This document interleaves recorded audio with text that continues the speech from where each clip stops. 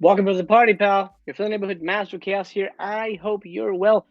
Welcome to the Guilty Pleasure Gang, where we select two films that are guilty pleasures of ours, and we share it with the rest of the panel. And we do a deep dive discussion on the film, for better or worse. Today, we've got two very interesting films. I think both films I personally would consider childhood classics. Do they stand the test of time? There's only one way to find out. Rewatch them. Hail to the king, baby. Hello, motherfucker. Without further ado, let me bring in the gang. First up, our host for this episode and the one who chose the films. You know him, you love him. He has a blog. You better go read it. It's Julian. Hey guys. How you doing, buddy? Good. I do have a blog. Thank you for saying those words about the thing that I have. I appreciate it. You're welcome. That's why I'm here. Do you want to tell us why specifically these movies? These two movies are core memories of mine. They are movies that I saw and experienced as a kid before I knew what story was, before I knew what how to tell a story. And for me, it was just the cool factor. That's it. It's one of those movies that when I watch, I'm transported more than any other movie back to being a kid. And even though they may or may not stand the test of time, they are still guilty pleasures because of that core of memory for me. Excellent. Very good answer. All right. Up next, she is, I don't know if she's scared of rainbows, but she certainly has a theme when it comes to rainbows. Rainbow Fright, how are you today? You're muted. Your mic is muted. Thank you. Sorry. Okay, I appreciate you. No, I'm not afraid of rainbows, but I guess to answer that, side question, I just feel like I love darkness and I love brightness, and so I brought those two worlds together. And there's more words to go with that, but I'm on the spot. So thank you so much for having me. Obviously, in the Guilty Pleasures gang, which I guess I shouldn't say because I'm part of the Guilty Pleasures gang. What's up, guys? Right, exactly. Honored to have you here. Yes. Up next, the most mad team. LD Madeira, how are you, sir? LD. Hey, good to see you, MC. Good to see you, Julian. Good to see you, Rainbow. It's been a hot minute, and I'm happy to be back here with you guys. Woo! Yeah, we did take a break, and we'll go into details later. But we're hopefully going to be back on schedule, even though something just came up that may derail. But we'll talk about that down the road. And next That sounds up, like good news. Yes. It is good news. It's kind of amazing news, and I can't believe it's happening. Oh, exciting. That's awesome, dude. Next up, somebody who probably really liked the Garbage Pail Kids movie for one plot, which we'll address when we get to the film. Lady Shasha. Hi. Hey. Well, since we're talking about the 80s, I had to pop my collar on my 80s shirt, dig out my plastic jewelry, and at least put on 25. Oh shit! That's why she was late. She had a wardrobe change. Yeah. I thought about a wardrobe no change. I have my Garbage Pail Kid collection, which I did have. I had a photo album of Garbage Pail Kids when I was in 6th grade, and my mother was so disgusted by this. She got rid of my collection when I went away to college. That and my Pandora magazine. Oh man! Don't go to college and let your mother get into your room. You come back and all the things that were offensive are gone. Oh man, it's kind of crazy that they still make Garbage Pail Kids. They do. And They do. It's crazy. and it's amazing, and probably somebody who still buys them. I would if I could find them. I would. I still have some. Yeah. I see them pop up on Amazon all the time, but it's always like the box, the big box of the packs, and they're like $100 or whatever. I'm not gonna buy $100. And the box is empty. There's nothing in it. Mm-hmm. Well, sometimes on eBay. Sometimes, and it's wild. I'm just looking at the backdrop here, and that the vampire one, Nasty Nick, that sells for thousands of dollars if it's graded like top 10 out of 10 grade. Seriously? It's ridiculous. Is that like a rare one? It's the most rare just because it's the first one in the first set. That's it. So it's iconic, but I don't think it's more rare than any other card.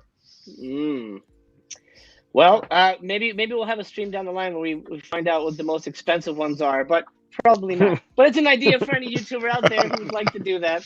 That is a possibility. Let's check in with the chat real briefly.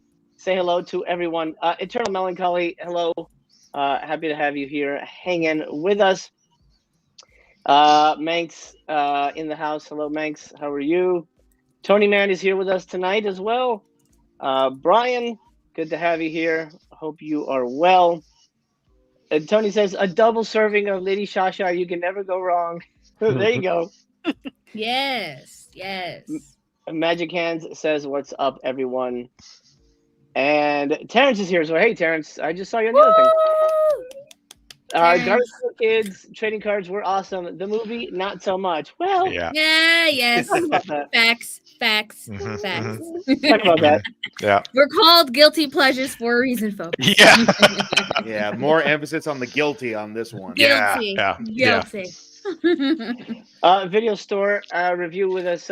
What? No way. Not only am I seeing Mastercast live for the first time in ages, it has been a while. But you're watching Chopping Mall, a film I'm showing as part of my film program degree next month. We're not watching it. We're talking about it. But that's amazing. Good luck on that. Good luck with the film program.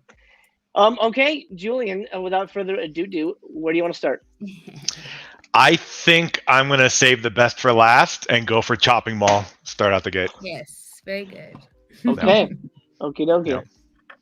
Chopping Mall. I'm gonna block the people in the center there for a moment. Everyone knows the poster that tricked the shit out of me when I saw that robot hand. I'm like, awesome! It's gonna be a slasher movie, and then it was little friggin' Roombas, Garbage robot. little R2D2 with lasers. Why would they have that at the mall? That's the craziest thing. All right, Julian, where do you want to start? Do you want to kick it off and clockwise, counterclockwise? You lead the way. We're going to start with Rainbow and go around. Okay. Let's do it. All right. So yes, it's your typical 80s horror movie. It even starts out ironically or sarcastically or parodically, however you want to call it, with this 80s music and vibe, and then it turns out to be a spoof on 80s horror and pulls out to be like, oh, that was just a movie at the movie theater, and now you're in the real movie, now you're in this world instead, which is cool. And I liked, because I was like, oh, really? Okay. But I was like, okay, you got me. You already know what you are. You're making fun of yourself, and I appreciate that. Whatever, right? But then it ends up being, your typical 80s horror, I guess, robotic slasher movie, whatever that might look like, which I I'm not a huge fan. I'm not one of those people who's like, oh, I'm a diehard 80s horror movie fan. Like, there are a lot of movies from the 80s that I do love, but you won't catch me talking about 80s horror movies as much as the biggest 80s horror movie fan would be. So with that being said, as a person who's a fan of the 90s, probably to 2000s and beyond a little bit more, I did enjoy this movie. We had Barbara Crampton in there, which is cool to see because she's just kind of gone beyond decades. She's done 80s, 90s, thousands, and the teens of the 2000s. She's kind of done a whole lot, and she's a person to appreciate. But I can't say that I'm like an 80s horror fan. Like I said, I do love a lot of movies from the 80s. So with that being said, again, I just don't want to talk too much shit. So I'm sorry for Please lay it on thick if you need to. We're gonna forgive her for being a millennial. You had to be there. Yeah. Yes, I am a millennial. I admit that I was born in a peculiar or precarious or whatever you want to call it era. And so it was entertaining as far as like if I had like 2 to 3 more friends, it'd be so much fun. But watching it alone for the stream, I'm like, okay. Wish I wasn't watching this per usual. But But I get it. Like, this was the time, and this is what they were doing, and this was, Barbara Crampton's moment. Had they known what Barbara Crampton was going to be today, her name would have been first in the credits. She wouldn't have been the last person to or the first person to die. She would have been the sweetheart who had the man at the end, whatever. But it was a good time. It was like RoboCop mixed with, what did we see? Was it with you? Or I think it was maybe with the Monster Fam. Like, we saw that one movie. What's it called? Where they're literally also in a mall, and it's, a slasher movie, basically. I think y'all know what I'm talking about. I think it was Phantom of the Mall, Eric's Revenge. What video Yes, store review? Just put in the chat. Yeah.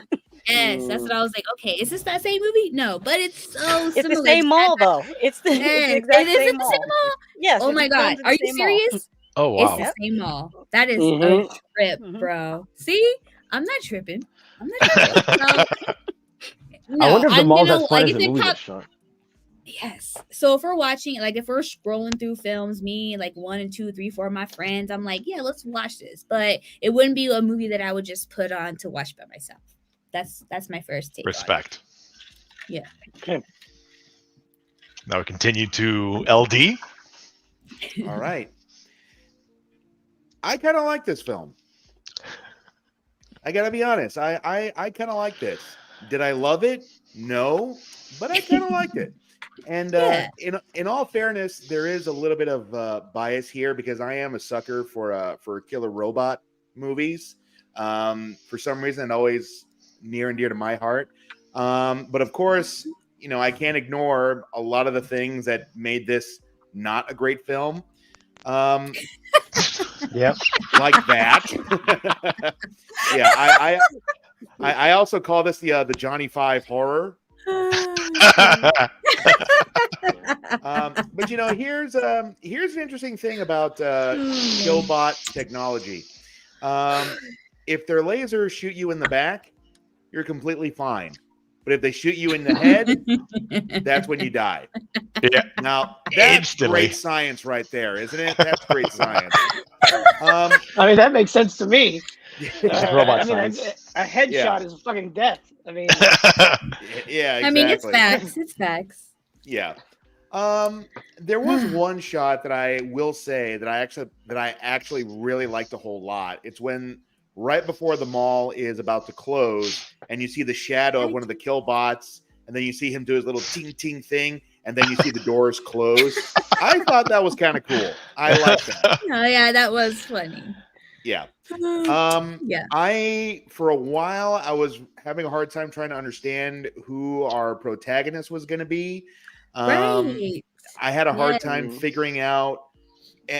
After a while, I was pretty sure Ferdy was going to be our hero, but it wasn't because he died, and then his girlfriend was a hero, but then he didn't die. So you got knocked out. I want to say something to that real quick because I did forget to mention that this was like a female forward movie in that in the beginning we had her fix the car. I forget which character it was, but she like fixes the car, and then the next scene where we have women empowerment, she like is the one to shoot with accuracy at the robot, and it was like that misdirection too, where it was like not two. That's from my previous live, but in this it is a misdirection, and I do like that where it's like just subliminally a women empowerment movie in a sense. Yep. Yes. Yeah.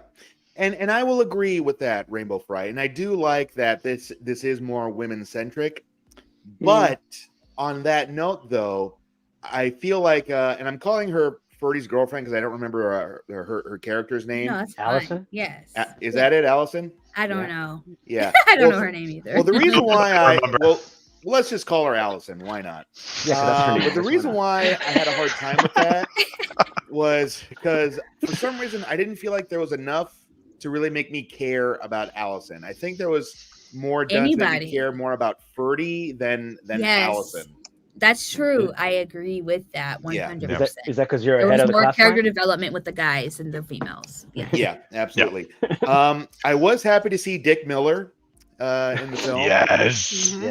I wish he was in the movie longer, but he had kind of an okay kill there. Standing in water, and the robot shoots the tasers, and he's like, "Oh, what's wrong with you?" And then he gets shocked in the water. So that was a pretty okay kill. It did make me laugh how every time a killbot kills someone, he has to go, "Thank you, have a nice day."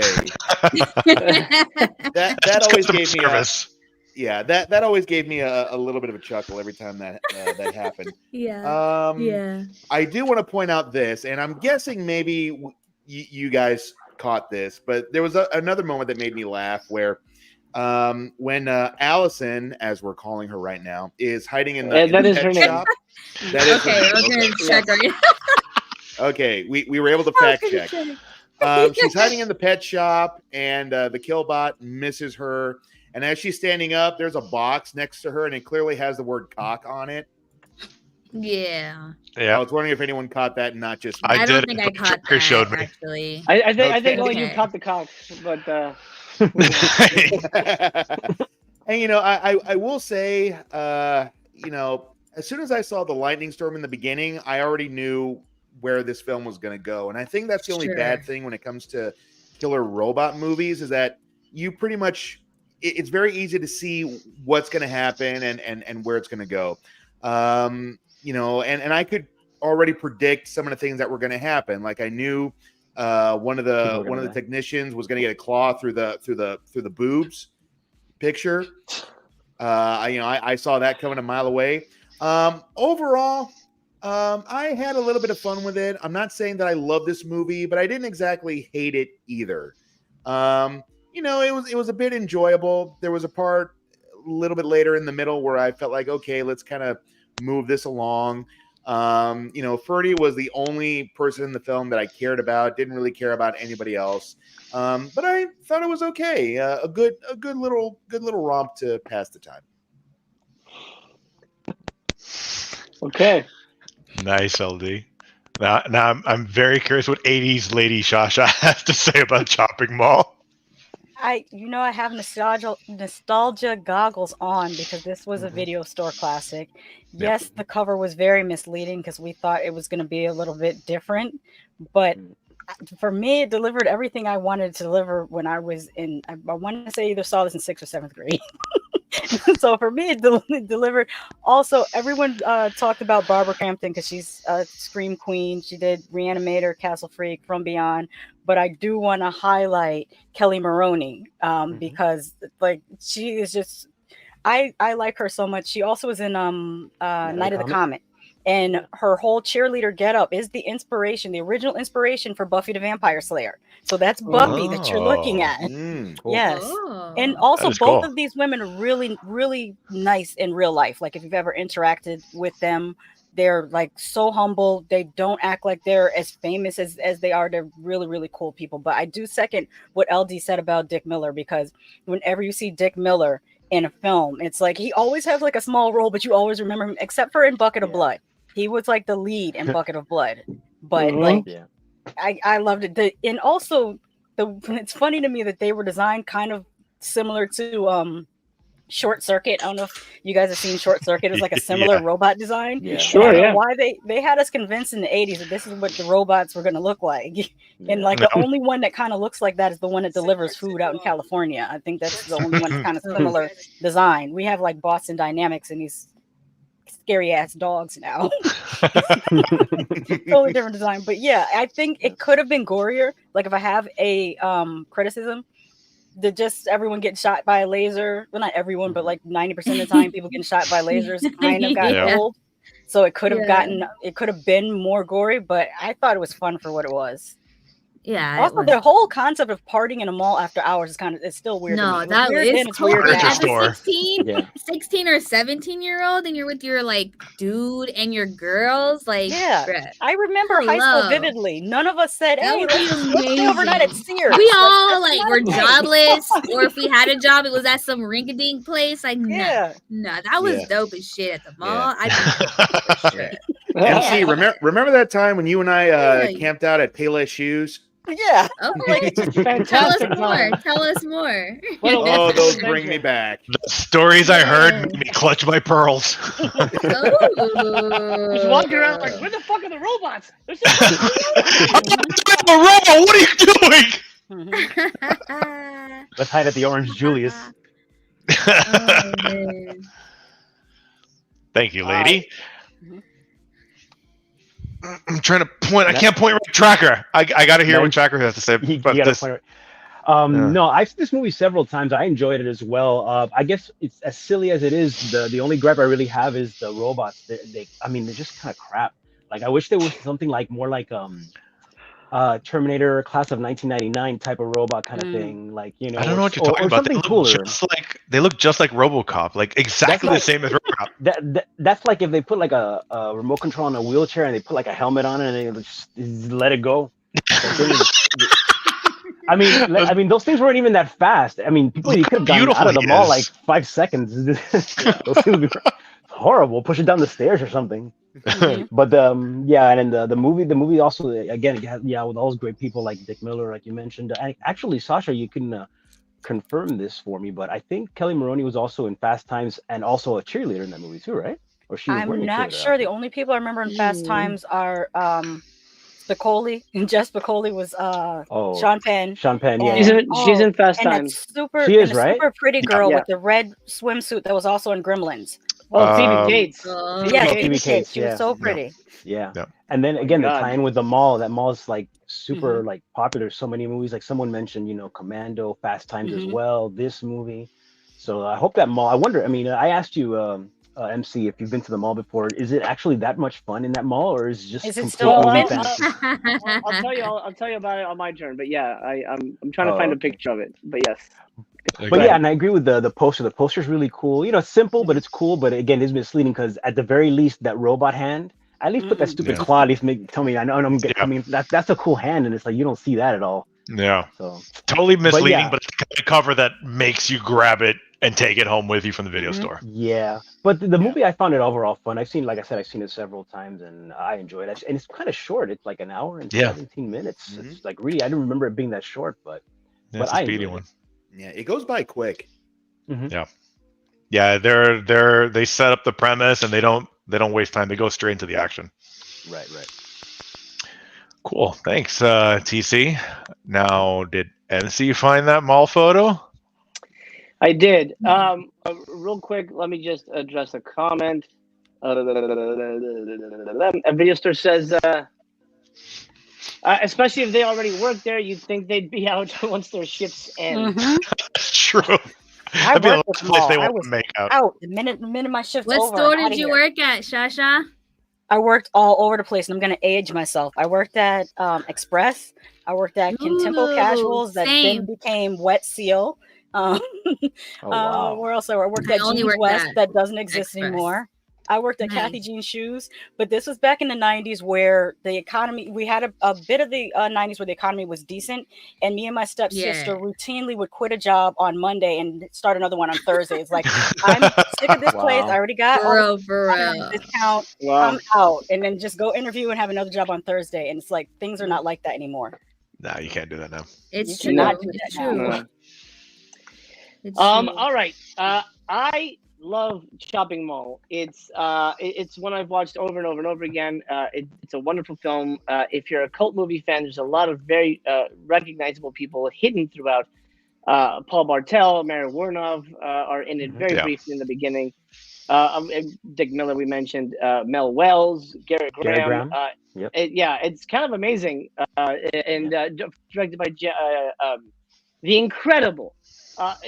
Incredible to some, I suppose. Maybe not to everybody, but the incredible filmmaker Jim Wynorski, who is known for making those films featuring large-breasted women, and he has continued into today. Which is a theme between the Chaos crew. If you notice, there's Master Chaos, Tracker Chaos, whatever the fuck you want to call them, Chaos, but they all like in their movies. And so far, you'll notice every single one of the movies have big old kids and all. Checker. What? Me? And what? That's why. No, baby. And that's why I had to balance it off to bring in the movies with the themes. Yeah, and I got the shit that I got coming to y'all tonight. So y'all better watch what's coming to y'all tonight. Bring him. Do this. I got this. Wow. Blah blah blah blah bloop bloop bloop. Shit. I think Lady Shasha said it best. I think this is a movie you kind of had to be there to really kind of accept it. Kind of like Garbage Pail Kids to a degree. I think Chopping Mall has definitely aged better. And I think it's a movie that is definitely ripe for rediscovery. Luckily, it's just got a Blu-ray like a year or so ago, which is nice and brings new audiences to it. I think it's a good movie. I don't like the robot design. It kind of pissed me off that they were robots. Because I really wanted a slasher movie and not like little dinky R2D2s, but whatever. I like the cast. Obviously, Barbara Crampton. I've worked with her. I love Barbara. So it's really wait. Talk about that real quick. When did you work with Barbara Crampton? Well, I mentioned it before when we did Castle for. Yes, and I think I forgot. Blood. Tell us again. Flame. Oh wait, is that me or is that you? No, I think MC, your mic is kind of. Am I? Is that me? I don't know. Hold on a second. I heard bits and pieces. I hear you just fine now. Mm-hmm. Yeah, now you're good.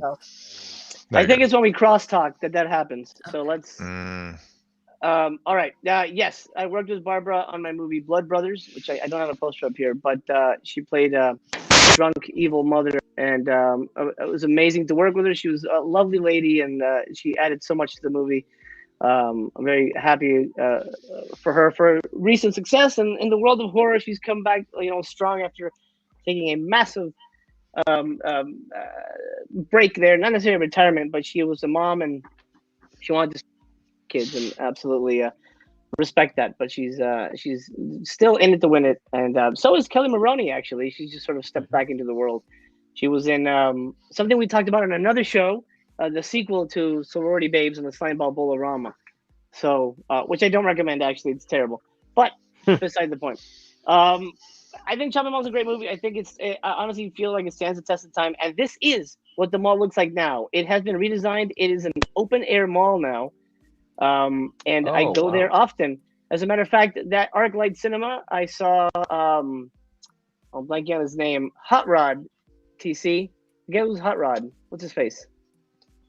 I'm sorry? Oh, from Saturday Night Live? Yeah, what's his fucking name? I'm blanking. Oh, it's a Transformers movie. Yeah, I thought he was talking about Transformers. Oh yeah. Oh dude. I'm blanking on his name. The SNL. I know guy. I know who you're talking about. I can't remember his name Can't either. remember his fucking He's name. been doing Anyway, those commercials with Snoop Dogg lately and all. Yeah. the guy from Lonely Island who was in the Hot Rod movie. Adam Sandberg. Andy Samberg. Andy Samberg. Yeah. Andy Samberg was at a screening. Actually, a lot of celebrities go to the Sherman Oaks. A lot of them live in that area. But I go to this mall all the time. I had lunch with Harry Manfredini here before he scored my last movie. It's a good little mall, but it looks completely different than how it looked in the 80s. So you can't necessarily go back and say, "Oh, this is where this happened or that happened," because it's all. How many killer robots do they have there nowadays? Good question. None of them were there. They couldn't afford any. Boo. Yeah, it was all gone. But that's it for my opening thoughts. And Julia, why don't you give your opening, and we'll send it home. And then start off with the reviews. Yeah, I mean, I can't take umbrage with anything y'all said. Like the movie is not that great sometimes. The movie is fun. The things I find fun and enjoyable about the movie aren't necessarily what makes movies great. It's just like it's weird. It's one of those things that, when I was a kid in the 80s, watching Joe Bob's, drive in and watching, like, trying to sneak away when my parents were asleep and turn on some movie channel and watch horror movies. It's like, back then there weren't a lot of avenues for you to watch, people, like horror or violence or like weird things that you felt you shouldn't be watching, but it's right here, you're watching them. And that's why this movie is so near and dear to me. It's like I was a kid, horror was a new thing for the 80s, like just the explosion of horror and just like everybody putting it out as fast as you imagine it could be put out. And it was just fun. It was just fun. Like I said at the intro, there was not a lot of real character depth, building up throughout the movie. Like nobody cared about anybody except maybe Ferdy. And funny enough, my wife does not like horror movies. She hates horror movies. She sat and watched Chopping Mall with me, laughed her the whole way through. And when Ferdy first got knocked, she's like, "No, not Ferdy!" And I was like, "Oh, it was sad. When he came back with a roll of toilet paper on his head, she was so happy. So I think I hooked my wife into cheesy horror movies, maybe to bring her into it, but we'll see. Yeah. Yes. So like Lady Shasha said, it's with rose, nostalgia colored glasses that I'm looking at this movie. Yes. And if we're talking about rating it, just quality of movie, I'm gonna say 1 out of 5 laser beams. But nostalgia, 5 out of 5 laser beams. Okay, that's a good thing. We should do personal and nostalgia ratings. Yeah, that's great. Yeah, we're like 5 out of 6 rounds. We came up with that. I love that. That's great. We're just building it. We had to keep this thing going, then, right?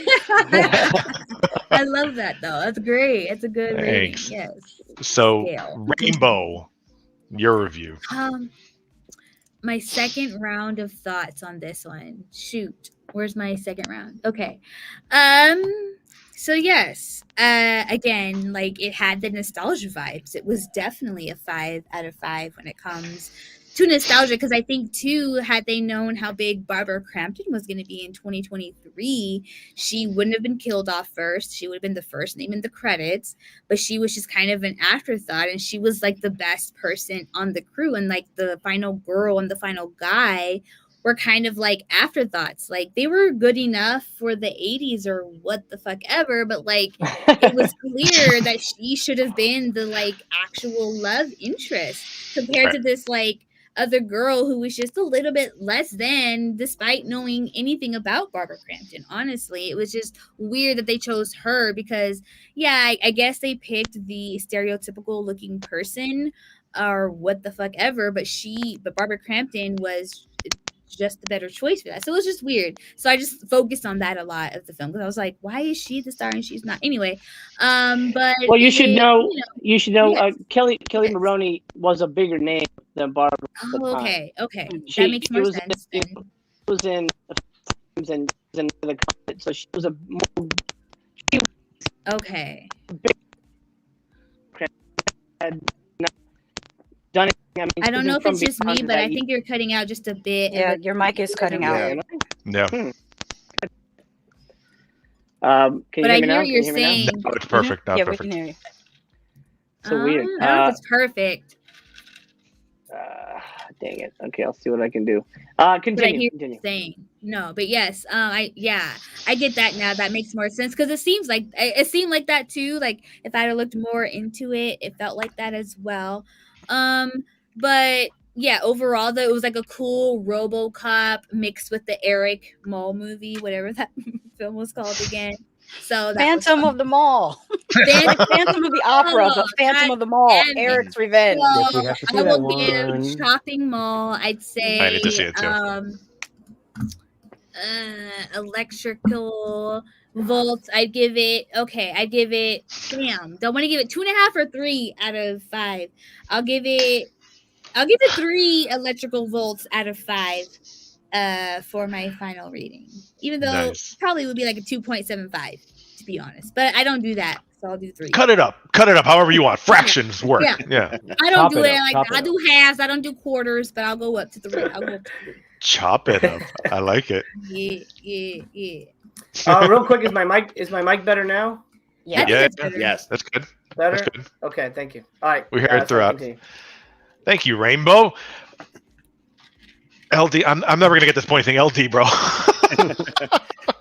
No problem. Well, like I said, I kind of enjoyed this, and I'm gonna be honest, and I'm probably gonna be the odd man out on this, but I'm actually not hating so much on the design of the robots as much as everyone else. I kind of dug it.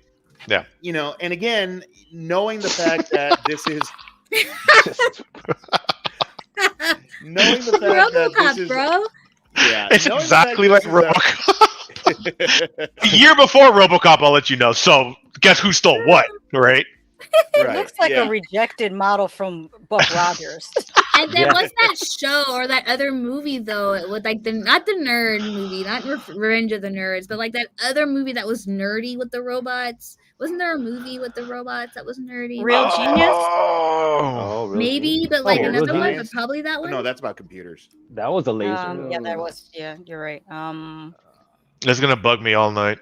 I can't think of it, but it's gonna bug me all You'll figure night. it out. Keep talking. Are you thinking of Short Circuit? Probably. Where did the robot say number 5 is alive? No, but there was one that was painted solid gold and said, "Hey, I'm alive." Anyway, are you making fun of Johnny Five, LD? Is that Demon thing? No, I love Johnny Five. I love Johnny Five. Johnny crossing a line you can't come back from. But anyway, this definitely had the nostalgia, and I'm gonna give this 3.5 paint cans. Nice. Like I said, I didn't love it, but I didn't hate it either. It found like a good place in the middle for me. You know, I would give it more paint cans, but again, there's only like one person that I actually cared about, and I didn't care about him till like much later. I did. Ferdy. Yeah, Ferdy, exactly. I will say I did think it was nice how in that one scene where all the other people are making out and having sex, but Ferdy and his girlfriend are just sitting and watching movies. Bro, no, actually, let me stop you real quick. The orgy scene was pretty fucking like advanced. Like that wasn't legit, not orgy. You don't want to call it an orgy because they weren't fucking each other, but they were all having sex each other. Sex here, having sex in one room together a lot. That was interesting. That was cool. That was a little risque. I like that. That was interesting. Well, that's not how I was looking at it, but you know, How did you look at it? Tell me. Well, like I said, I just he would have felt different if it was the robots.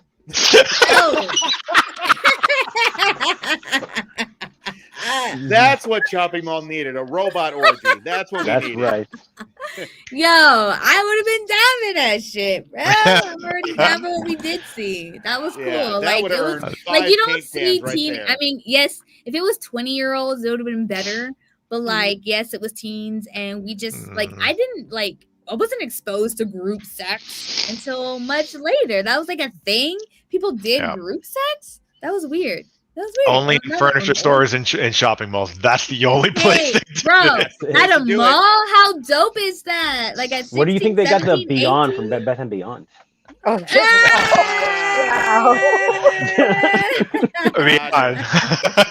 well said, TC. That was too cool. That was too cool. But that's gonna be my rating for Chopping Mall. 3.5 cans of paint. Okay, thank you, LD. Nice. And I'm glad you chose paint can because again, I'm watching and my wife's like, "What's she doing with all the paint? What? Was she just making a mess? She's gonna piss the robot off or something?" she was home aloneing it before Home Alone. That. For like since she kept doing it, and I was like, okay, I don't understand the logic behind this. I didn't understand it for so long. And then you saw the logic behind it. Oh, I got it right away. I got what she was doing right away because I remember she had that flare in her boobs. Yeah. Okay. Yeah. They set that up. It was a Chekhov's gun right there. Yep.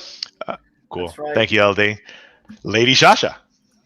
If I was still, in my middle school phase, I would have given this a 4 out of 5. But I will admit, it's definitely something that's more fun to watch with friends. It's not a watch by yourself type of thing. It's a watch with your friends and talk through the movie. Mystery Science Theater 3000. Today, I'm going to give it 3 out of 5 Killbots, which was the original title, and it should have been Killbots. Yes, it should have been. It should have been anyone in the mall. Like if you're gonna do Chopping Mall, you got to Chopping Mall. Like yes. I don't understand that. Yeah. Why? Or at least electrical mall bots or something like it was even mall bots is a better. Yeah, that's gonna be. Yeah, just mall bots. Electrical mall. Just mall bots. Killbots. Yes. Killbots was good. I think they Yes, changed it to like what, a Killbots, licensing bro. issue, or there was another movie Yes. with a similar name, something like that. No, I can't remember why they changed the title. Yeah, that was all the creators having a great instead of shopping mall, and then they were like, whatever.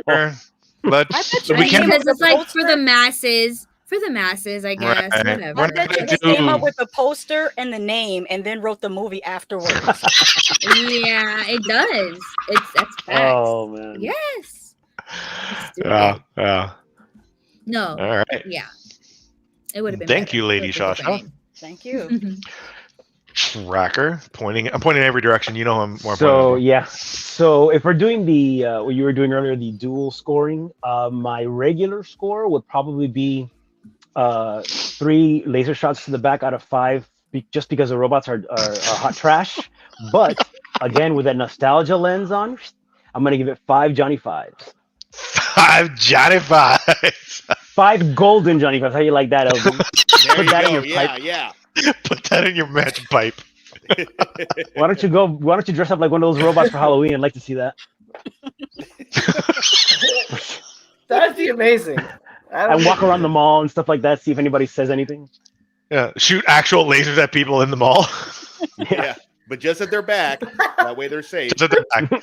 You want a safe Halloween environment here. Exactly. I'd love to see that. That would be amazing. Thank you, TC. MC. Like I said, I really love this movie. I think it's a great film. If you haven't seen it, go check out Chopping Mall. It's a lot of fun. You don't necessarily have to have grown up with it. I think it holds up. You know, if you like that 80s style of cinema, you're gonna have a good time. You're in good hands with the people behind it. The design isn't great, but I do have fond memories of watching. The first time I watched this was with Gilbert Gottfried on USA Up All Night. He was showing it, and that was the first time I saw AKA Killbots. Chopping Mall is a great film. Not something I would consider a classic necessarily, but it's one I love dearly. So I'm going to go with 4 electrified Dick Millers. He was asking for it. You know what robot movie you should skip? Hardware. That's what you could really skip that one. Oh. Or maybe not. Maybe not. I'm adding it to my list. Sorry. No, you shouldn't. You shouldn't. I still remember that popcorn thing. Oh my god, what the hell? Yeah. Gross. Anyway, yes, Chopping Mall is it's not the worst thing we've seen on this, guys. This is a pretty dang fun movie. It is. Yeah, it is. Yep. I mean, considering your choices, it's definitely not the worst thing that we've seen, my friends. I don't know why you said it like that. Like, come on, you know yours are worse than that shit. Because he knew what he picked. Don't say it like that. Good times. All right. Well, I think we can put Chopping Mall to bed and open up a whole can of worms, or should I say a pail of worms? Julia? Yeah. A garbage pail. A garbage pail. I like the way you set it up, MC, so I'm going to reverse the order right now because I'm excited to hear what you got to say about Garbage Pail Kids Master Chaos. Yeah. Let's put you at number first 1, of all, my friend. This review is brought to you by Pepsi, as apparently the movie was. Garbage Pail Kids steal Pepsi. Be careful! Don't get demonetized on your own channel. I could drink Pepsi. What are they gonna do? Whatever. Fuck it. YouTube. Hey, bot. Pussy ass vagina fart. Okay, how about that? AKA queef. Queef, queef, queef, queef, queef. Oh man. Well, now that it's a little classier, let's talk about Garbage Pail Kids. That's right. Woo! A children's movie. This is the fucking weirdest children's movie ever made, and I've seen the Peanut Butter Solution. Which yes, is that traumatized the whole generation. Oh my god! Garbage Pail Kids. I remember when it first came out, I was so excited for it. Obviously, everybody was back in the day. Everybody wanted the trading cards, but I don't even remember if I saw it in theaters. I'm pretty sure I did. It might have been with UTC. I don't recall. Could have been. Could have been. But I do recall when it came out on video that like I would call the video store, hey, do you have Garbage Pail Kids? And they say, oh no, it's out. And I would call like every day, hey, is it in? Is it in? Oh, it's in. Dad, we got to go right now. They got the best movie ever. And we went to it. And I'd seen it before. I guess I was in theaters. I brought it home. Halfway through, my parents were like, what the fuck is this?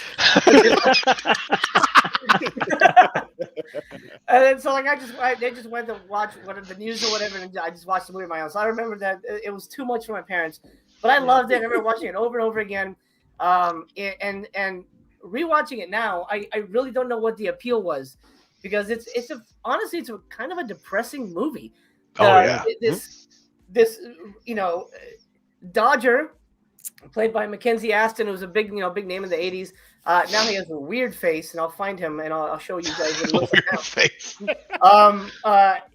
He works for this old man who runs a junk shop, who he's not afraid of getting naked in front of twice, which I thought is really odd. Now he says, "Oh, the first time they meet, oh, come here, let me get you in some fresh clothes." What? No. And then the next scene, he's in a bubble bath surrounded by the freaks. I'm sorry. There's a 14-year-old boy taking a bubble bath in front of hey, dwarves. Hey, he's almost 15. He's almost 15, man. Guy. Yeah, sure. But not only that, we got the character of Tangerine, who is maybe 20, 21, and she's trying to put the moves on a 14-year-old. That's weird. At the time when I was 14, I'm like, that's awesome. That chick is hot. How old do you think she was? What'd you say? How old do you think she was? I don't know. In her 20s? I don't know. 21? No, I looked it up. They're only a year apart. Yeah, I looked it up too. She was really? only a year older. Really? She was 15 years old. That was a 15. They were only a year. But the thing is, women totally did not catch that. age quickly, it was weird. In real life and in the movie, actually in real life, they were only a year apart. And they had her driving a car, mind you. She was 15 and she was driving a car. That's why they made you. They led you to believe that she was way older than she was. Yeah, they definitely aged her. She drove a car, but they also wanted you to believe that she wasn't a fucking predator either. But they did both. It was weird. It was weird. It was really very weird how they did that. They were actually dating at the start of the movie, and then they broke up. I didn't know that part. Yeah, I didn't they know broke that up midway through the movie. Because to be honest, bro, between 12 and 18, I liked younger boys. I was always about a person literally 6 to 12 months younger than me. And I'm literally 2 inches from being a little person. I'm 5'1", and little people are 4'11". Why are you laughing? And so you know what I'm saying? Because of things I got going on in my system, I could have easily been, that person trying to be I'm literal little person trying to say what's up to somebody else who's got the dimensions of a normal person not knowing what's going on, because even today people don't think that I'm my age. I'm near 40 and people are like, oh, you're easily 18, you're easily 25. No, and you're I'm 40 almost. Legit. You just don't know that shit. Thank you, Rainbow. I relate to that. For making me feel like a statuesque model at my towering 5'3" and 3/4. Yes. Do you know how much I wish I was 5'3" or even 5'5"? Every day I'm like, if I could just be 5'3", if I could just be 5'5", I wouldn't be this little child-looking person. People take me seriously. But no, I'm 5'1". We take you seriously. We take you seriously. Yes. Wow. Oh, well, I appreciate you. I feel that. Thank you. All right, well, I take it back. Then it's not weird that she's a giant and he's a little kid. That's fine. But her boyfriend's got to be. No, I didn't take any offense to that. Yeah. I didn't take any of that. Yeah. But anyway, the weirdest thing about the movie, and of course we'll talk about the way they fucking look, and they're so. They are so accurate. To disturbing details. They're so accurate. Yeah. That it boggles the mind.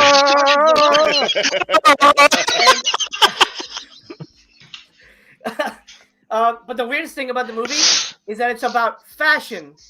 Who in the fuck thought that the Garbage Pail Kids movie should be about the fashion world and half the movie be about this woman selling clothes in a back alley.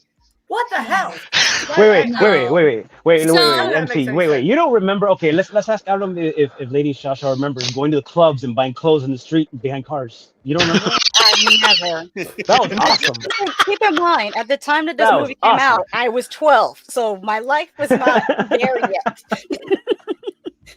I just want to say real quick too, because I'm sure Lady Shasha, one other person as well, looked it up. But basically, he was able to just do whatever the hell he wanted. The writer director, I forget his name exactly. I'm trying to look it up really quickly, but I remember reading about it. It was basically,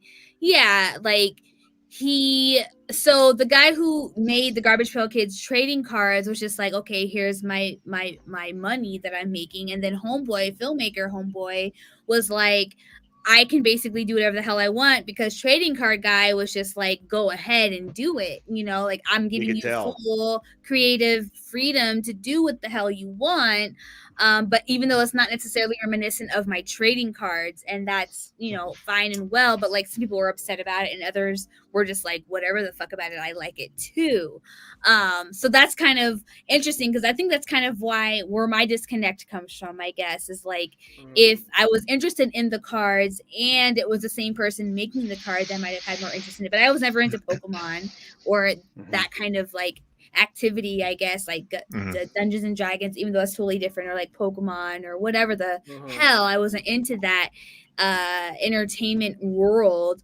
But that's kind of where that kind of what's it called, spin-off kind of, I guess came from, was the person who made the cards in the movie were two different people and had no real connection other than just trying to make money, really. Right.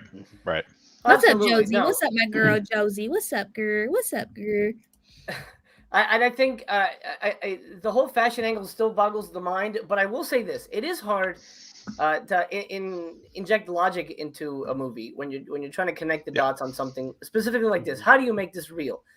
And so I don't envy the screenwriters trying to figure it out, but it feels like they didn't. Because they're also not only are they aliens, but they're also controlled by black magic. No, that's exactly right. It's so confusing. It's like, what's the origin story? Alien ghosts. It's this guy who like controls them, sort of, but then like he also doesn't have power over them either at the same time. Pandora's Pail. That's basically how they set it up. It's Pandora's Pail. It is Pandora's Pail. But it comes from space, according to the opening credits. So they're aliens. It's complete nonsense. But at the end of the day, it doesn't really have to. It's Garbage Pail Kids. Like all these cards that are here, there's so many things that are happening and nothing connecting. The point is gross, right? Yeah. And I think certainly it is gross. I think we can all agree that there's some pretty nasty things in the movie. Okay, so the pissing motherfucker, that motherfucker. Is that the girl? Was the girl? There was a girl who was also nasty. The girl was nasty, or the female presenting person was Tessie. Tessie. And then the motherfucker who was him, or was it somebody else? No, he was this guy. The pisser. Yeah, this guy. Yeah. Tessie. Nerdy Ned. That's Nerdy Ned. And then, the person who vomited on Spot, luckily that's only Valerie did it at Vomit. the end. Valerie Vomit. She did it at the end, and I'm glad they didn't like have her vomit throughout the whole film. It was nice that she like reserved that for like she saved it up for the great Act 3 climax. But they did have her. They just walk around. That's all they do. They just walk around. Hey, let's go. Nobody's mentioned Windy Winston. Poor guy. Oh, that guy ran around the whole place for the end. Look at that guy. With the Hawaiian shirt, bro. The Nazi Hawaiian shirt. I love Windy Winston. Oh my god. All right, thank you, MC. Just for the viewers, though, like we were gonna do this stream last month, and so I watched Garbage Pail Kids last month. So my like recollection is spotty, and then we're doing the live stream today, and then I recently watched Chopping Mall, so that's why I had a lot more to say about Chopping Mall.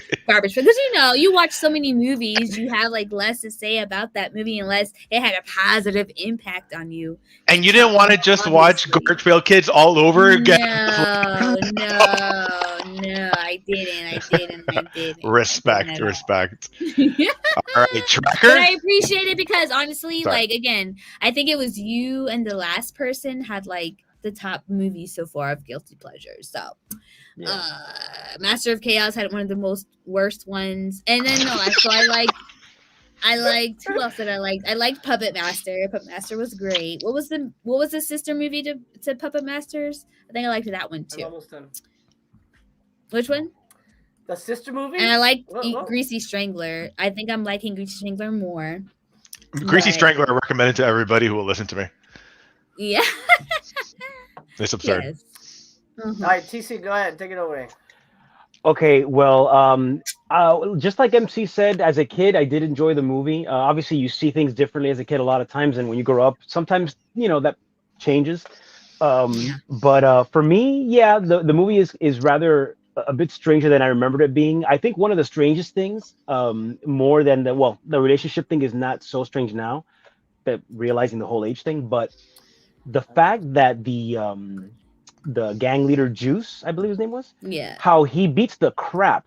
This guy's like 20-something years old. He looks 20-something. I don't know. Maybe he's 16. Who knows? In this movie, but he beats up a 15-year-old. He takes like he's like I don't know. He feels scared of him or like defensive about him or something, and he beats him up. And they literally have a brawl at the end of the movie. I mean, literally around the whole, fashion show. And then there's a scene, he throws the kid in a freaking sewer. Who does that? He throws a kid in a sewer. Juice does, all right. 80s bullies. In the never-ending story, a kid got thrown in a dumpster. But those were kids. Yeah, but those were kids fighting. I know bullies and sucks. But this guy's like a 20-year-old guy kicking the crap out of a 15-year-old and goes, let's throw him in a sewer. Come on, man. I know. Like, at first when the movie started, I was just like, what the fuck am I watching? Why are these literal 26-year-old picking on this 12-year-old? Like, it don't make sense. But, watching it more and then reading about it afterwards, it's like, okay, like, I get it. That's actually, it's funny you say that because that's actually what the kids said when they saw this movie. What the fuck are we watching? That's what the athlete said while he was getting beat up. What am I watching? Yes. I mean, again, through the nostalgic lens, it's still kind of weird, obviously, but it's still enjoyable. However, I would say personally, I enjoy the cards and the animated series more than the movie. What is this? The poster from Ghana. I knew it. It had to be. They make their own posters. Ghana really go full send with their posters. I feel some type of way about this movie being exported. Like, I feel like it would make America look like a terrible place. Like, we don't want this. Yeah. All right. Thank you, TC. Lady Shasha. Oh, yeah. I was also, that's what you guys were saying about the actors. I was also concerned about. That's why I looked it up and found out that Katie Barber, who plays Tangerine, which Tangerine sounds like such a stripper name. Like, why is her name Tangerine? It does, though. Yeah. It really it does. She was 15 years old during the filming of this, and Mackenzie Aston was 14 years old during the filming of this. But I really want to highlight Phil Fondacaro. Before Peter Dinklage, I think Phil Fondacaro was the most famous little person actor. And in between there was I forget his name that played Willow. He got really, really famous. Oh yeah. He was Leprechaun.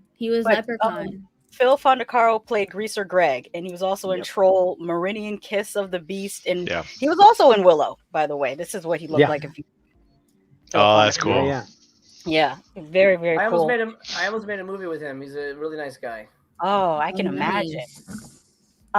When I was a child and I watched this movie, and what was his name? Wendy Winston came down the runway and farted on the whole audience.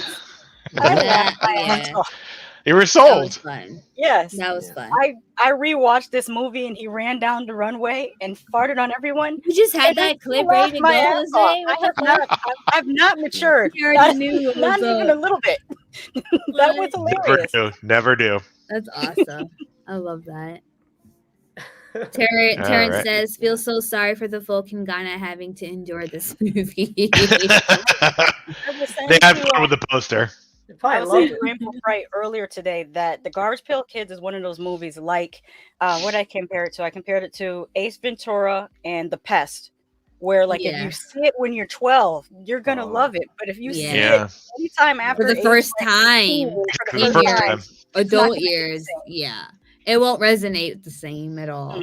Yeah, it's so hard for me to imagine how someone seeing it for the first time now must be experiencing it, because I can't shake those nostalgia glasses off. I see it this movie and I'm like, that's fine. That's totally fine. And especially if you don't have the frame of reference of having had the cards or traded the cards or collected the cards. Yeah. Correct. Yeah.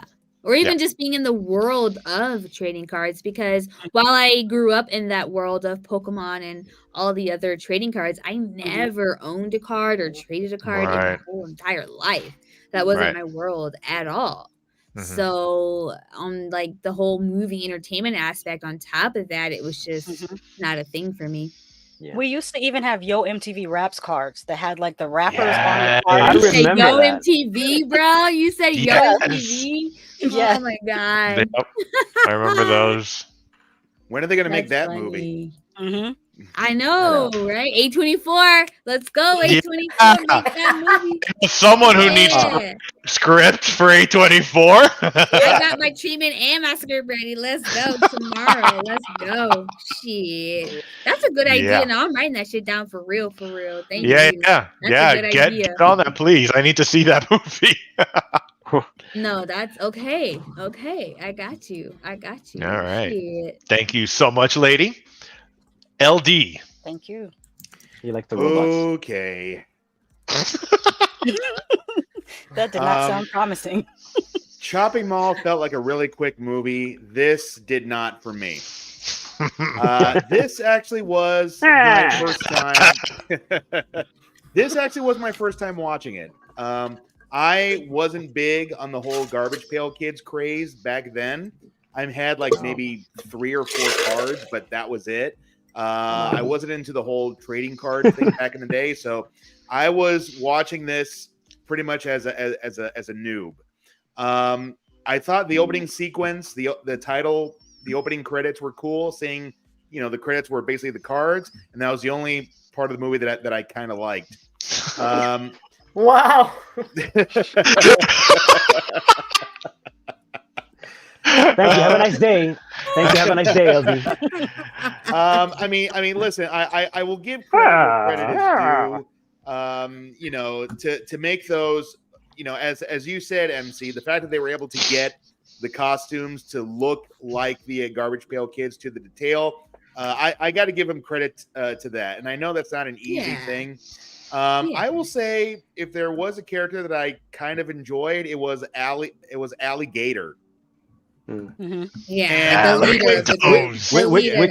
which LD? Which one was that one? He was like the anamorphic guy. Oh, okay, you were joking. Oh my god! Why did I answer you, Tracker? I hate you. Yeah. God damn it! Why? You just gave him the best fuel ever. He's gonna. I hate you so much. Damn it. And so then halfway through the film, he's talking to the antique owner / magician, and apparently we find out that Alligator is the leader, and I'm like, how the fuck is that possible? I mean, of all of that's what I'm saying. That's what I'm saying. Kids to be the leader, why would it be Alligator? And then Alligator and I forget who went with him. They go to a bar, and I've never seen in my life a bar that's called the best bar in the world. Yeah, and what also made me laugh is that this is kind of like that. It's called Applebee's. Kind of like the Muppets, in the sense where in any Muppet movie, no one says, "Oh my god, a talking frog! Oh my god, a talking bear!" So here we are in the toughest bar in the world, which looks like every other freaking biker bar you see in a movie. No, and here's this walking alligator. And they don't freak out so much about that. They fight him at first, and then all of a sudden they're like, "Hey, this guy's cool. Let's drink with him." I'm like, Okay. I don't like that at all. I don't like that either. It's movie magic. Everyone in Movie this movie, magic. everyone in this movie has kid mentality, and whatever weird shit they see, they're like, "This is awesome." Yeah, and I'll ask this: who the hell comes up? What city comes up with a place to throw ugly people in? That Los no, Angeles, that was Miami. the most problematic part of the whole movie. Yeah. The institution Miami, of Bronx. ugly people. Yeah, Fuck and here's you. the thing, and then they lock up the Fuck garbage you. pails in a cell, and then we find out they're gonna kill these kids. And it's like, Yeah, why? it's not adopted soon enough like Why? animals. Let What me the be the hell? first to make the deep commentary that this is Deep. very deep commentary, like scathing commentary against government and its overbearing oppression. Garbage Pail Kids is social commentary. It is. It's But genius. is it? What side of it is it on though? Like that's the thing though. It's like Yeah, you and I'm want gonna to call like be like, bullshit on oh, you, it's Julian, because bad, you know but what? it We does see- this. But does it really I do can that? I can think it's add gonna on to Julian's point when Wendy Winston went down the runway and farted on everyone. That's how I felt the last several years watching Fashion Week in Paris. It's like I'm being shit on over and over again, and they're calling it fashion. And now that you said that, that's how MC feels about fashion now. That's his social commentary on fashion. Kanye West literally became Mugatu from Zoolander and bro. sent Derelict down the runway. It was homeless from that fashions, much and that he we were became a supposed to fashion just clap and icon. say, "Wonderful." Yes. It was. So it's a commentary. Yes. And then all of a sudden, in the middle, we also get a song about, "Hey, let's work together. Hey, let's work together. Make some clothes." And I hate I hate And the it. whole time I'm watching this, I'm like, what the hell is going on here? Why is it going on? I wasn't even sure if this was a kids movie or not, because I'm like, okay, it probably is a kids movie, but then we're seeing people smoking and let's work together and commit breaking and entering a sewing shop and steal all their shit. Let's work together. Yeah, and like, and apparently, and I'm gonna also know. echo what MC said. Like, here are these garbage pail kids that might be ghosts, might be aliens, but what's their Ghosts. superpower? Making clothing. Okay. Who the hell said ghost? They were both. And they were only that because of Homegirl. They only had that. I don't know. Did they have that before that? I mean, Did they have it so much before going the on, Love and Interest? thank God we just cleared up the whole thing between Dodger and Tangerine, because I was thinking that too. And I will say this: if it was just Dodger liking Tangerine, because like, you know, all of us at that age, we kind of had the same feeling seeing older women that we would like to date. And But then when that's it why became, it's like yes. but then when it became Tangerine hitting on him, I'm like, no. It got weird. Yes. But thank God we cleared that up. I still think your idea that it's a problem is still valid, because in the movie she plays a character that is that old, that is they in her. make you think 20s. that she's older. Yes, they make you think that. Still on a problem. purpose. This just illuminated the fact for me that they did not care about the children of Gen X's psyche at all, because they gave us Goblin Kings that steal babies.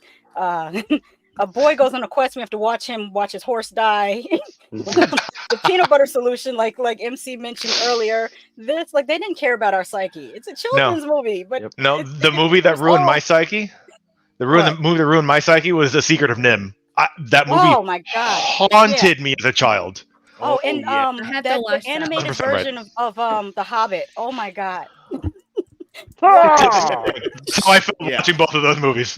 And wait, LD. So you approached a film titled "Garbage Pail Kids" and you thought, this must be an intelligent adult drama. This is the Dances with Wolves of Little People or something. I mean, look, to answer all your gripes, it's a kids movie. It's an 80s fun comedy. No, of course there's no prison for ugly people. It's a movie. It's fun. Oh, there's a bar that says toughest bar in the world. It's a joke. You laugh at it. But I will say, this is very curious. I don't think this is. we'll back up LT here because it's his first time watching it. So, like, first time watching this movie right out the gate as an adult, it's like you're like, what the fuck am I watching? But if you watch it as a kid, all that shit just gets like ingrained in you. Yeah. And last point, and I'm going to defend myself to MC. Sure, you could say that, but in the place where they throw ugly people, why is Santa there? It says he's too why fat. are you going to put if this is a kids movie? That's what it and said. You want to make it for kids? Why are you going to throw Santa in jail? Okay. So I'm sorry. Have you seen a Christmas movie? Santa gets fucked in like almost every Christmas movie for some reason. Have you seen Violent Night?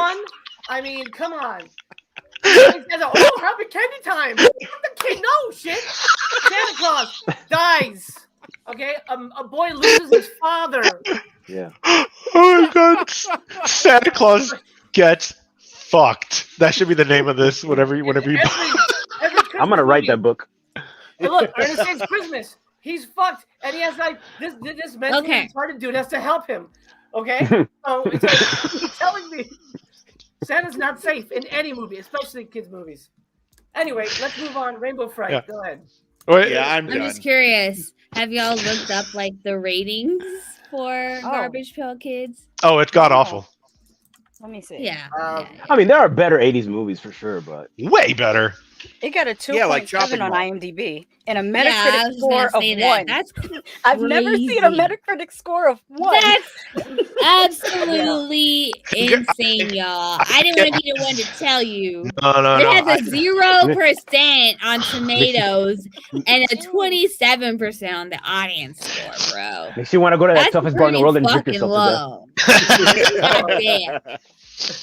I mean, that's a really guilty. I love and have fun with seeing movies that I love having low scores. I'm like, oh, it's got a 1.5. Look at me, I love this movie.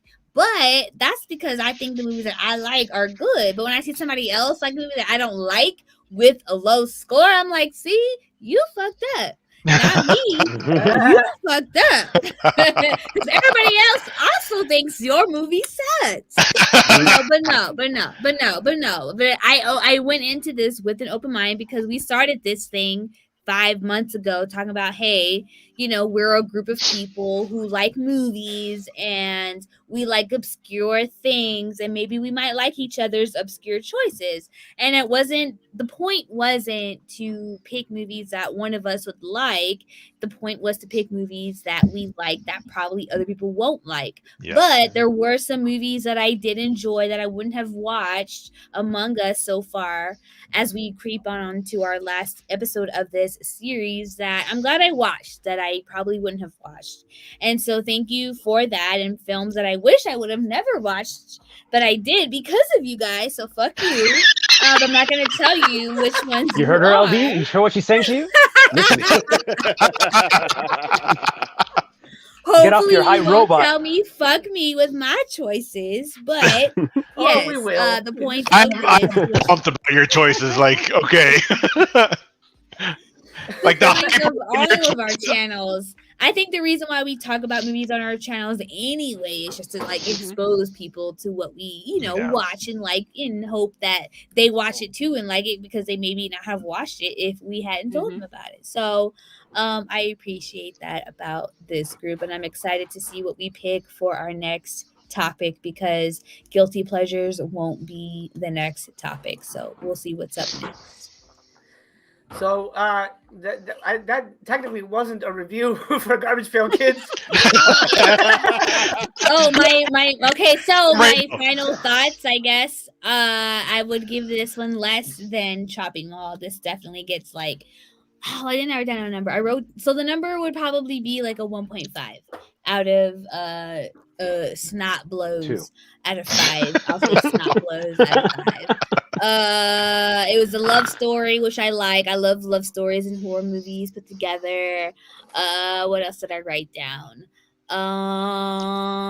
Critter store. It was fun. Yeah, I liked having, just people creeping around. And I think you guys know the gist of how I feel about this movie. So yeah, 2.5, maybe 2 out of 5.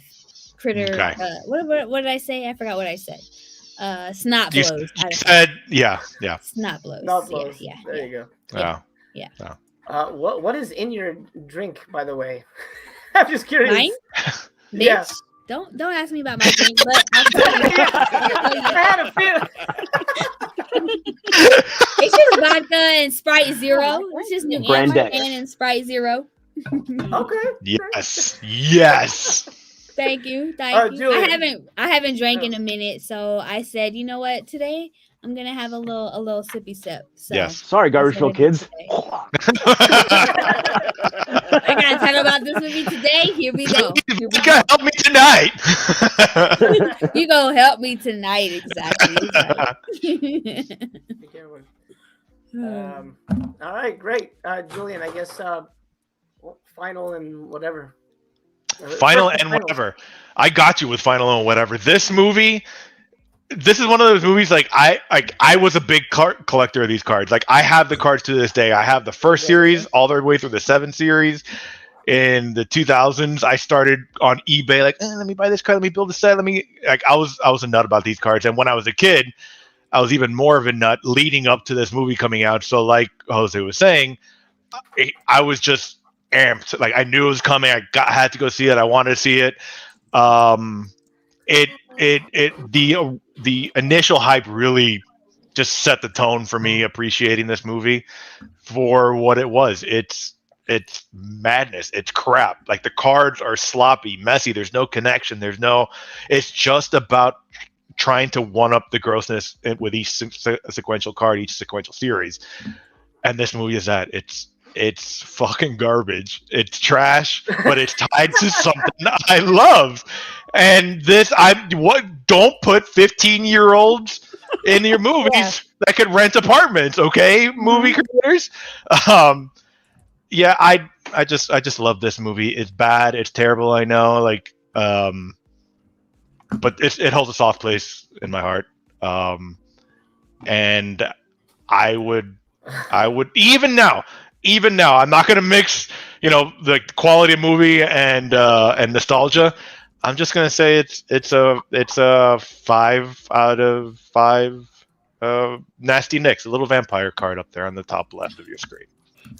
5 out of 5. Well, 5 out of 5 babies eating hot dogs. All right, Master Chaos, what do you got to say? It's been a minute since I've seen this, and I remember it sort of having weirdness to it. Revisiting it's a lot weirder than I remember it. I love that the disembodied hand is just collect bird.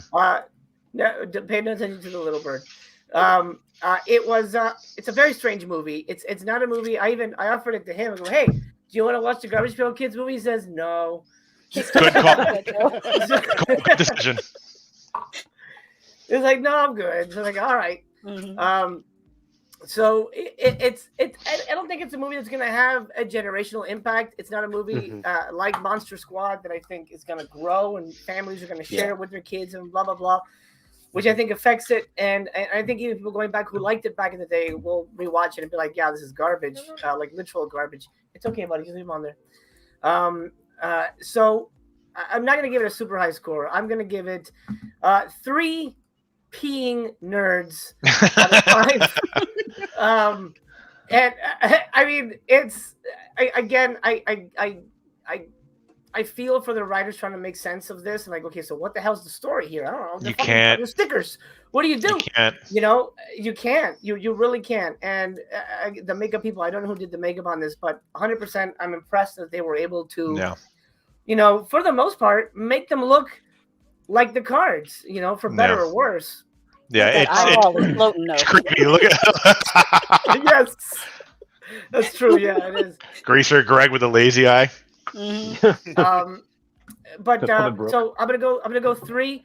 But let me address this real quick. So this is what Mackenzie Aston looked like back then, and this is him currently. He's got a weird face. What's wrong with? I don't know. There's nothing wrong with I don't think it's weird. It's just maybe facial hair is not for him. Maybe that's it. Is I it- don't know I something think about you it. should shave the facial hair and grow the hair Do, out. do Like, you that guys would do you be- guys know who he's related to? Sean Astin. Sean Yeah, that's Astin. what I would guess. Yeah. Yeah. No, wait, were you gonna say he's married to? He's related to you, TC? No joke, no joke. I Yes. was curious if anybody knew. Yep. You know what's interesting? The actress who played Tangerine, she went on to become a pretty well known, apparently, telenovela actress. She's, Yeah, she's wow. Mexican. She's Mexican. She's Mexican American, yeah. Make that Oh, money, didn't know that girl. either. Go ahead. Mhm. You would never think by looking at her. She doesn't look. I don't know. She doesn't look No. Hispanic to me, but No. Oh, she is. Okay. yeah, she is. I know. Totally Mexican. Yeah. Mm-hmm. Very, Oh, very interesting. wow. All right, Okay. Yeah, TC, Mexicans your have rating? that quality. Yeah. Go ahead. my rating. Well, actually, there was an animated series that lasted about a year, a season, whatever. And there's a story in that, but I can't remember what it was. But it actually had a story more than the movie did. But I'm gonna go ahead and give this 3 fashion farts out of 5. I love it. I love it. All right, Hold on, lady. hold on. Let me. Yeah, bring he- it up. he Fashion took fart, my- fashion fart. Fashion fart. He took my Right. Rating. Oh, my- you wanted to use a fashion thing? I'll no, use I'm something gonna else if you change want. it. I'll change mine. I'm gonna call it haute couture runway farts. I'm giving it 4 out of 5 because this is listed as an adventure comedy family fantasy musical, and it's an inadvertent horror movie. Like, it's not aiming to be horror, but it's so horrific that I count it as a horror movie. Yeah. I love And, it. I love that I string. gave it. It was gonna be 3, but I gave it the extra 4 the points because 4, most of Lady the- Shasha, a 4. I don't understand how much I love bad Lady cinema. Shasha, Like, a 4 out of 5. That's what you're saying? when you and I sit down and watch Miami Connection together, you'll understand me more. Oh my I man. mean, I hope so. I hope I'm so. giving you this because I of the hope level so. of bad. This is an unobtainable level of badness, and it needs to be rewarded. Okay. Also, Whatever you say. the little people I actors mean, through 99% of the filming of this movie, they were acting blind. They could not see in those masks. Yeah, I I heard get it when it. I Actually, too. They had to Yeah. walk around and interact oh, I without being able to that see. part, but the script was still written the way that it was written, and they still Yeah. shot it Unfortunately. despite those motherfuckers not being able to be. They said, I'm not "Oh, disagreeing that okay, it's bad. let's I'm just saying let's I make them enjoy it because it's bad. suffer." It's Let's epically bad. suffer and let's persevere, and we'll be great. No, bitch, they Like, it's had almost- troubles breathing. It's just shy of being it's just shy of being as classic as The Room. Like, I don't understand why you No, want to I see mean, I get Oh, man. it, but no. The new room, disaster artist, not the room, but like Oh, the no, The movie Room, The Room. on the room. Nah, And the funniest part about it is I have a cousin named Mark, and it tortures me to not be able to say to him every time I see him, "Oh, hi, Mark," because I know it would bug him. I just want him. oh, Mark. Oh, hi, Mark. So, Mark, if you're watching this, thank your lucky stars that I don't do that to you every time I see you. But in the back of my head, I want to. Yeah. All right. Oh, LD? no, Terrence says it's no Blackenstein. That's also Oh. epically bad. It's so bad. That's really Which bad. one? Black and Which white. Which one is epically bad? Oh, Blackenstein. It was made after Blackula, but it's nowhere near the level of how cool Blackula is. Blackenstein is No, Yeah, because Blackula's horrible. good. Yeah. Okay. All right, LD. All right. Well, this movie definitely won't be in any special place in my heart. Oh, for crying out loud! Sorry, go ahead. That clip You're was so great. mad. You're still mad at me because I hated Greasy Strangler, isn't it? That's I fine. mean, Greasy Strangler is okay to hate. I mean, I'm not gonna hate you. For yeah, hating I'm aware, and I'm Greasy hating it. Don't worry. But anyway. Strangler. But Don't back worry, to bitch. Garbage I'm Pail gonna hate Kids. that goddamn shit. Yeah. Don't worry about me. I hate it. Okay. Lady Sasha's pick. Okay. Don't talk to me like that. Talk to her that way. Yeah. Okay, I need right now to make a stream with me, Rainbow Fright, and Curly Girl at the movies, and each one of us has to have at Yes. least like several shots before we start the scene. It's gonna, I mean, we might get thrown off YouTube, but it would be fun. I would love that. That would be so Do not amazing. monetize it and just have a blast with it. I will be on. I will subscribe, dude. Whatever. I'll throw money at that. 10 million follows. 10 You're million gonna love it. You're gonna love it. Yeah. You're gonna kill in Ghana. Yeah. LG, So anyway, ahead. my rating is going to be, I'm giving Garbage Pail Kids 2 magic washing machines. That's impressive. Okay. That's impressive. Again, I thought it would. I can appreciate what they try to do, and yes, I did kind of have an understanding of what I was getting myself into. But you know, I can't say that I'm a lover of this. Maybe if I was into the whole Garbage Pail Kids at the time, and if I was into that, maybe I would have given it a better score. But no, this is a movie I'm not gonna rewatch. So nice job. There you go. Fair. It deserves it. Hope you're no fun. God. All right. I think that's everybody. Because that is everybody. Rainbow Fright passed out. No, Rainbow Fright is getting ready for the big reveal of her picks. Finally, yes. Except All right. So let's go around and just talk about our channels real quick to see pops back in. LD, go ahead and shout out your channel and what's going on. Sure. Well, not much has been going on with the channel, but definitely check out LD Madeira Magic for some cool magic stuff on there. And I also want to announce that in May, I've launched a brand new podcast. It's called Improv and Magic, where I get to interview and talk to well-known improvisers and well-known magicians. So definitely check it out. You can listen to it on Spotify, Amazon Music, and Apple Podcasts. Again, it's called Improv and Magic. We're just finishing up our first season. It's been a lot of fun. And yep, there it is. Julian's got it right there. Subscribe, listen to some fun interviews. And yeah, that's all I got going on right now. Holy shit. And I last went to Vegas and saw Penn and Teller, so I'm just a huge fan of that. I love Penn and Teller. So, yes, I was so excited to see them, so I can't wait to check that out. Yeah, I recently had a guest who competed on their TV show, Penn and Teller Fool Us. Oh, wow. They have a cool. show. I didn't know that. Yeah. Okay, I have to check that out too. Yeah, that's There's a good one. Her name was there. Carissa Hendricks. She performs under the name Lucy Darling, and she's absolutely amazing. So you should definitely check out all the interviews, but definitely check out that interview in particular. Hell yeah. Sweet. Down. Lady Shasha, what do you got going on your channel? Well, next up, I'm going to be doing a top 12 list. It was meant to be a top 10, but I couldn't narrow it down. It's the top 12 scariest bitches in horror. And I will be in costume again. You'll have to watch it to see who I'm dressed up as. And it's not a cute costume; it's a scary costume. So I've been slacking on doing some scary cosplays. So. That's what's down. I love it. Mm-hmm. Down. And then, of course, getting ready for October, which I'm going to be every week is costume. Yeah. So, what's your focus for October? You know what? I didn't make a theme for October because during the summer was like summer to slashers, but for October, if I'm going to guess, I'm probably going to lean more into supernatural, especially with The Exorcist Believer coming out. It's gotten me in the mood to watch more of that type of paranormal, demon possession type movie. So I feel like that's the direction I'll probably head in during October. That's what's up. Nice. Mm-hmm. And I know TC doesn't have a channel currently, but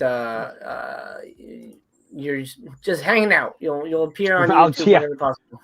Yep. Mm-hmm. Yep. Julian, do you want to talk a little bit about Dark Matters? I started it out, did a little experimenting with it when we started Guilty Pleasures. I was doing more review style write-ups on the movies that we were doing, but I kind of wasn't enjoying that. So I haven't done anything for the last couple months, but I want to transition to where I want to experiment with just writing, kind of my thoughts, more long form, thinking and talking about what I think about movies, how, commentary, all that shit. So it's going to be experimental for a while. Nice. Before I turn it over to Rainbow Fright, and she'll tell us what's going on and what the next movies are, real briefly with me, the channel's It's taking sort of a hiatus. I as of Monday, I will be done with my new film, The Exorcist, starring Doug Bradley, Michelle Bauer, Denise Duff, and Kate Hodge. Yes. I'm very excited to show you guys. It'll be out September 29th. It'll be out in VOD. It'll be in theaters, limited theatrical release. And Wow. I'm very, very excited to have that hit the airwaves. And I'm happy to announce that I'm working on my next one. I got my announcement. I can't say too much about it, but I will say this. I get to make my Monster Squad. That's as far as I'm going to go. Monster what? Your Monster what? Monster Squad. Monster Squad. That's right, because you're a millennial. Oh, Monster Squad. Nice. I'm tackling the Universal Monsters. That's all I can say. Yes. I'm very excited. Awesome. I'm happy for you, dude. Congratulations. And, I'm sorry, I'm very distracted. Is there a bird on your head? That's his I was GPK character, confused, Birdie too. Brad. You haven't Birdie been paying Brad. attention. That is Mochi the parrot. He's hanging out with me. His new hat. But yes, and he'll be in the movie too. Probably, we'll see. I'll put him in there too. As a cameo. Yeah, as a cameo. So that actually starts shooting in December. So my time will be very limited. I'll be writing the script in October and prepping November, and it'll be busy. But we'll try and make time for fun on YouTube. The next thing I will be having on this channel is the Flash pre-order for Vinegar Syndrome, which is coming up at the end of next week, I believe. So I'll be live for that. All right, that's it for me. Rainbow Fright, what's going on, and what's up next for the final Guilty Pleasure?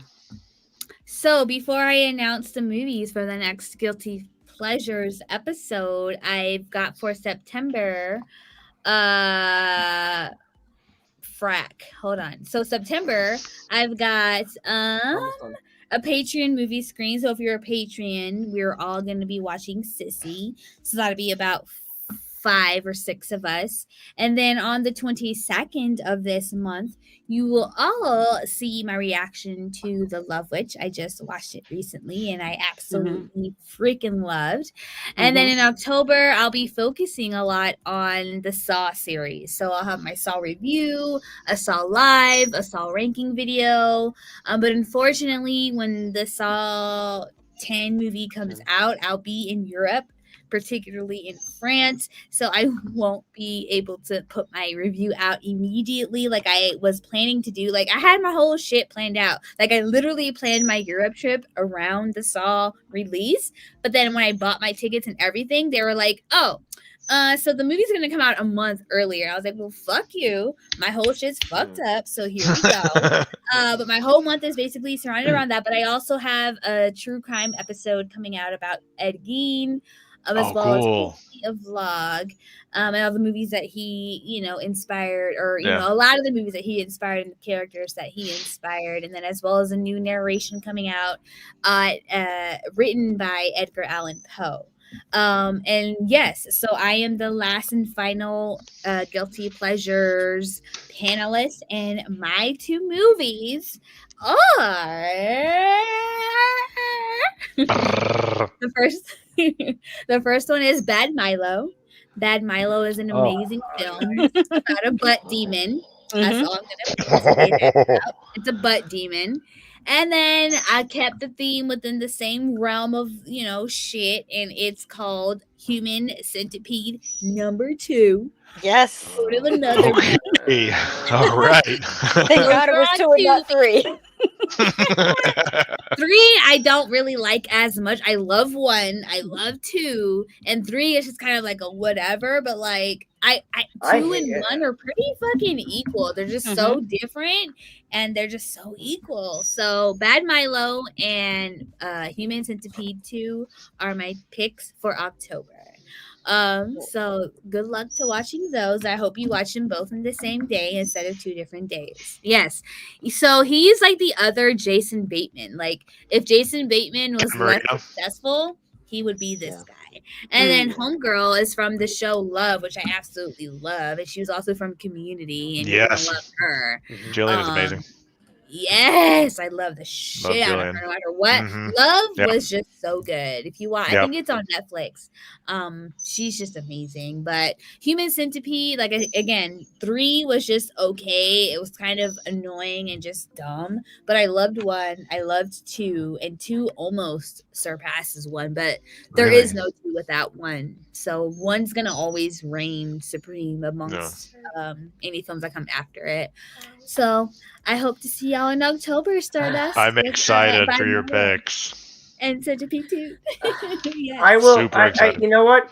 I've never really dreaded anything when it comes to these panels. But I'm dreading Human Centipede 2. I saw it. There was a premiere screening here. I've seen a lot of crazy shit. This is the only movie that physically made me sick. Like I was like this. I hope you watch it from beginning to end. I won't hate you if you don't, but I hope I seriously fucking hate this movie. I think it's disgusting and awful trash. Please watch it from beginning to end. I've never seen it, so. And it's just don't listen to him. Turn your computer off. Shut it. It's disgusting. So what I like about this, y'all, well, I'll tell you and the audience watching right now. So like it's in black and white, right? And it gets so fucking. Have y'all seen Human Centipede 1? No. Have y'all seen Human Centipede 1? Okay. I've seen it. Which I meant to watch right before. So it's ass to mouth, and so basically Human Centipede 2 is ass to mouth, just longer form. So there's more people involved. So it's in black and white, and then there's a part where we get brown footage, and the brown footage is none other than 2. So you got black and white footage with brown spots being flown and flung across the fucking screen. It's amazing. It's amazing. It's amazing. No, I love LD's. I love that artistic touch. That artistic. Yeah, it's beautiful. I mean, watching this is going to expose me to Human Centipede 1 because I have to watch it before. Oh, you should watch 1 before you watch 2. Yeah. You could watch 2 without 1, but it would be better if you did watch 1. You don't have to. You don't have to. Yeah, it would feel weird. I have to watch the first one too. Part 1 is like a Hitchcock movie compared to the second one. Like God. Oh, it is. You're right. You're totally right.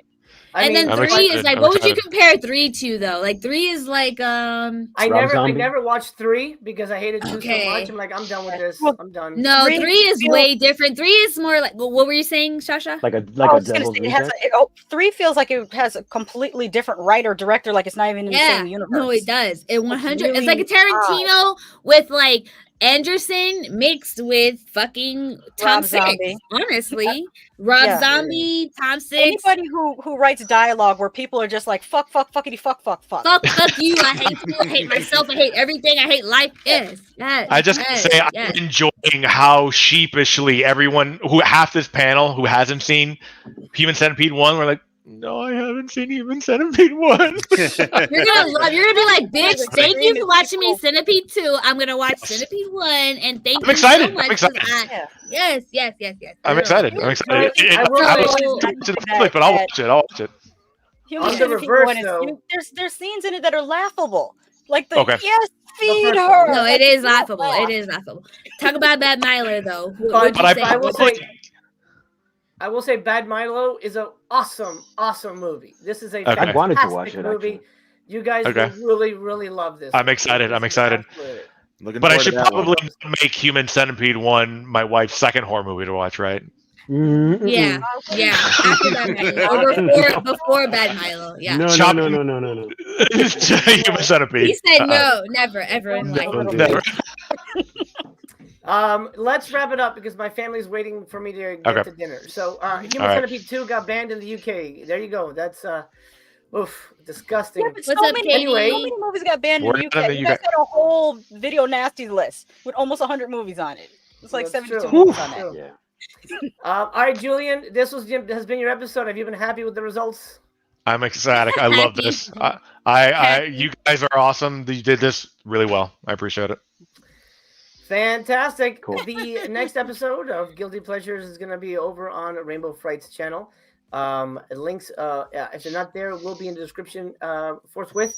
Until then, my friends, thank you for watching. We love you very much. And love you guys. It's okay to like what you like Because at the end of the day, art is meant to be entertaining. LD. Yeah. Y'all ready for this?